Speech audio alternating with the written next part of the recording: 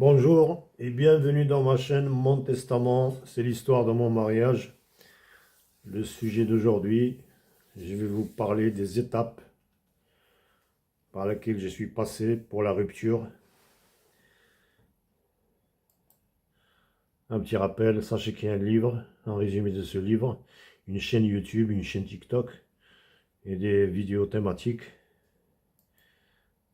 Le but, j'en ai parlé, la chaîne TikTok, c'est beaucoup plus...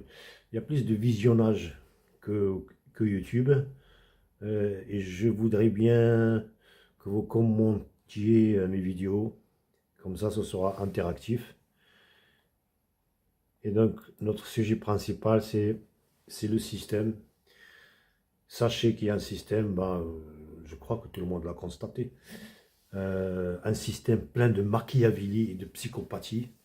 Et je vous ai donné deux exemples vivants. C'est pas de la fiction, c'est la réalité. L'histoire de mon mariage et l'affaire Epstein qui fait la une des informations. Et vous avez vu que c'est un monde, le moins qu'on puisse en dire, c'est les féroces et immoral. Ça, c'est le temple. Ça, c'est que l'entrée. Hein. Mais, tout se passe sous terre. Hein. Le but est tellement évident. C'était un professeur qui abusait de ses jeunes élèves et c'est pour ça qu'il a été choisi pour ce rôle-là. C'est pour manipuler les dirigeants du monde. Hein. Et donc, ça existe. Vous, naïfs, pour vous sortir de votre naïveté, il vous faut un déclic. Je parle en connaissance de cause. Il faut un événement déclic. Et j'espère être ce déclic. J'espère être le déclic pour vous sortir de votre naïveté et pour aller découvrir la vérité sur votre conjoint ou sur votre associé ou autre. Ici, notre sujet, c'est le conjoint. Une fois que vous savez la vérité, après, vous en faites ce que vous voulez. C'est à vous de vous gratter après. Il y a tellement de cas, de situations, et je vais vous parler de ma naïveté, de mon déclic, et de la vérité. Et ce que j'ai fait, tout ça, c'est pas venu en un seul jour. Il y a eu des étapes. Donc, réveillez-vous pour que vous soyez vaccinés et immunisés. Alors, dans le conflit conjugal, il y a un bourreau, il y a une victime. Et, le bourreau, pour lui, c'est très simple. Il a peut-être une étape ou deux, ou au maximum trois, c'est-à-dire là où il manigance. Et là où après, soit il est découvert, soit lui-même, il est à ses cartes, et où ça explose. Et puis la fin, où il récolte les fruits de son travail. Pour la victime, c'est autre chose. Je vais classer les événements que moi, les étapes par lesquelles je suis passé, j'en ai trouvé 8 à peu près. Hein. Après le chiffre, c'est pas, ça veut rien dire, hein. C'est mon cas à moi. Après, je me suis renseigné, ça m'a pris beaucoup de temps. Mais pour vous, ça va être, puisque vous avez compris, si je savais 10% de ce que je vous dis là, ça aurait été beaucoup plus rapide et moins douloureux. Je vais utiliser comme support, je vais utiliser le résumé de mon livre. Donc le déclic, il faut bien que ça commence un jour. Pour moi, j'ai découvert que la mère de mes enfants faisait écouter les faits et les dires du lit conjugal à des femmes. Euh, franchement, euh, et ça, je commence à me poser beaucoup de questions. Et le problème, c'est que la mère de mes enfants, elle persiste, elle a sophistiqué tout ça. Ce téléphone-là en question, là, dans le lit conjugal, il a fini dans la marmite. Ce jour-là, il y a un double phénomène qui m'arrive. Et c'est la première fois de ma vie que ça m'arrive. Et ce phénomène va revenir à d'autres circonstances. Je deviens muet et je me sens plané. Je ne sais pas comment expliquer ça. Mon cerveau fonctionne, mes pieds me répondent, mais je me sens plané et ma langue refuse de parler parce qu'il n'y a plus rien à dire. Je ne sais pas comment expliquer tout ça. Et après, dans cette étape de déclic, euh, la journée, je voyais des images sur des événements passés similaires à ça, et la nuit, je faisais des cauchemars. Là, le doute. Ça, c'est le doute. Ça y est, c'est fini l'étape de la soumission, machin. Ça y est, ça, la page est tournée. Maintenant, c'est le doute. Et il faut pas, on ne peut pas vivre dans le doute. Moi, j'ai pas pu. Il fallait que je connaisse la vérité. Et là, ma méthode à moi pour aller découvrir la vérité, c'est des écoutes téléphoniques. Dans mon cas à moi, j'aurais dû le faire avant. Bon, bah, voilà, je l'ai fait maintenant. Bon. Il vaut mieux tard que jamais. Et je découvre un tout à l'égout. Je vous en ai parlé. J'ai jamais vu la mère de mes enfants jouir autant qu'elle jouissait au téléphone en parlant avec sa tribu et ses connaissances. Et comme quoi il est fier de m'avoir trompé, d'avoir pu embrigader les enfants. Il se jouait même des enfants, j'écoutais au téléphone. J'ai vomi quand j'ai vu le scénario que je vous ai expliqué, bébé à pas. Page 14, il y a une vidéo, je ne me rappelle plus du numéro. Et donc, plus tôt vous découvrir la vérité, mieux c'est. Voilà, j'ai perdu 25 ans comme ça. Après, il y a une appréhension très bizarre. Vous y croyez pas. Est-ce que c'est vrai? C'est impossible. Vous croyez rêver, vous vous pincez, vous êtes bien réveillé. Après, vous revenez, vous écoutez. Un mélange. Et après, vous passez à une étape de raisonner, vous n'y croyez pas. Donc, vous dites que votre partenaire, il faut juste le raisonner, le réveiller, est-ce qu'il est conscient de ce qu'il fait. Vous lui trouvez mille excuses et vous essayez de réparer. Ne faites pas cette erreur.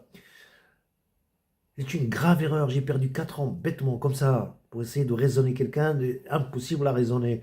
Vous allez utiliser tous les moyens. J'en ai parlé en vidéo 4. Beaucoup de choses. Vous allez lui expliquer quoi?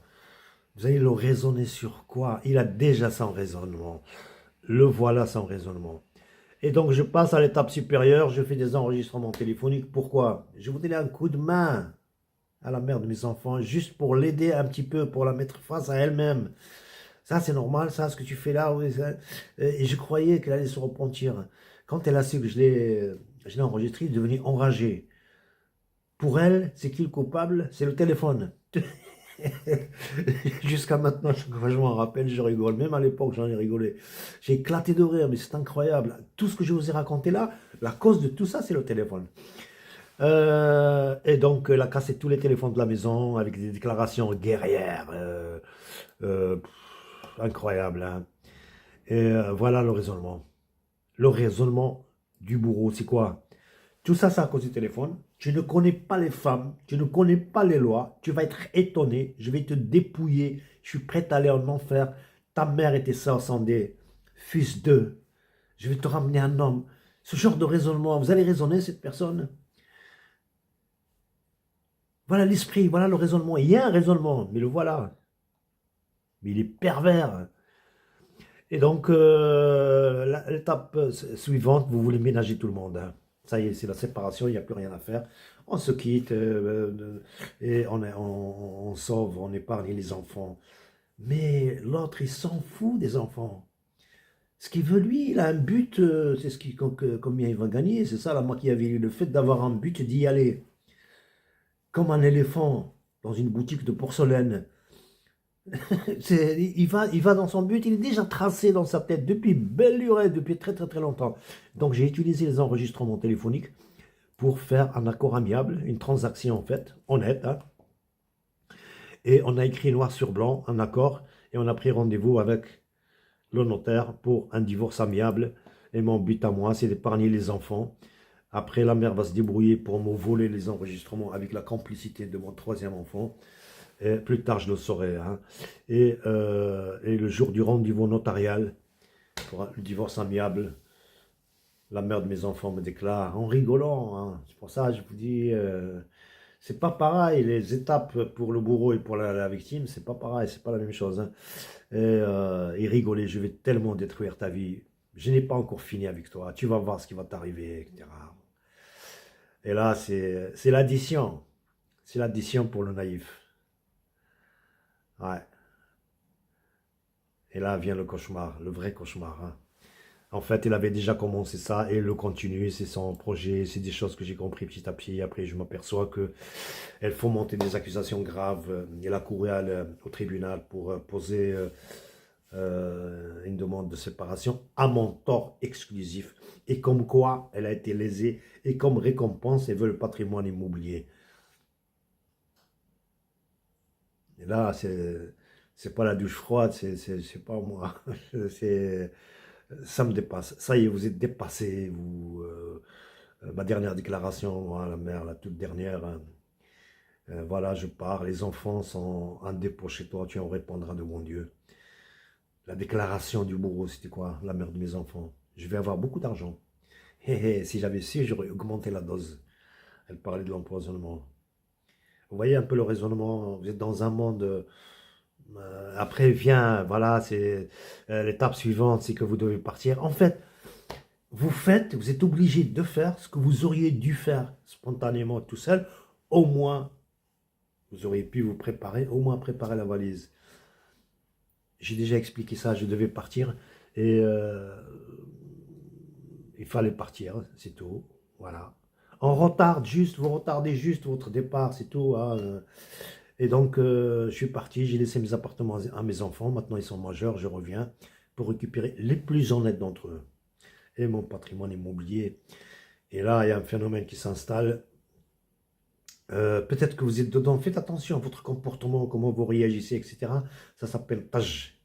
C'est le fait de partir, partir à l'inconnu, partir où, je ne sais pas, je pars, je prends la voiture, je pars. C'est certains de mes connaissances qui m'ont dit, oh, hé, qu'est-ce qui t'arrive? Toi, tu ne tiens pas en place. Je suis étouffé entre les murs. Quand je suis quelque part, je suis étouffé. Si je mange, oui. Si je dors, oui. Si je fais quelque chose qui me passionne, oui. Mais rester comme ça, prendre un moment de plaisir et de repos, non, mais impossible. Il faut que je parte. Je prends la voiture et je pars. Je ne sais même pas où je pars. Je pars, c'est tout, hein, tout droit. Hein. Et quand j'en ai marre, je me réveille et là, je fais le GPS. Parfois, je me retrouve à 100 km, à 200 km, je ne sais pas moi. Et après, je reviens. C'est incroyable. Hein. Et donc, et après, bien sûr, bon, vous faites tout un scénario, vous revoyez tout. Et je ne suis pas un pleurnichard, mais la plupart du temps, c'est mes yeux qui coulent tout seul. Hein. Je ne contrôle pas. Il y a beaucoup de choses que vous ne contrôlez plus. Et surtout quand je pense aux enfants, mes larmes coulent. Après, bon, vous ne pouvez rien faire. Et voilà, il fallait comprendre plus tôt, c'est tout. Hein. Après vient une étape où vous voulez que tout ce qui vous est arrivé serve quelque part à des gens. Et vous avez tout compris. Et après, qu'est-ce que vous en faites? Vous avez compris le système, vous vous êtes fait avoir, quand que vous êtes, et après. Donc, dans ce système, il faut dénoncer les bourreaux hein, et aider les victimes. Il faut alerter les autorités et conseiller les victimes, hein, ben, les auditeurs, vous, mes enfants, et dénoncer les bourreaux. Hein, tout ça, c'est pour l'argent.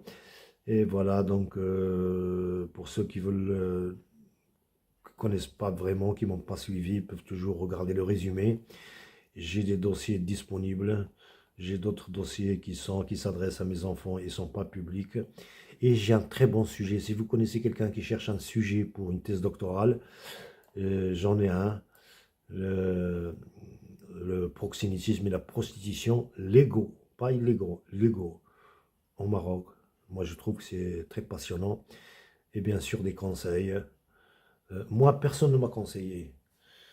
Donc, j'espère être le déclic pour vous réveiller et découvrir la vérité sur votre conjoint. Et à la prochaine.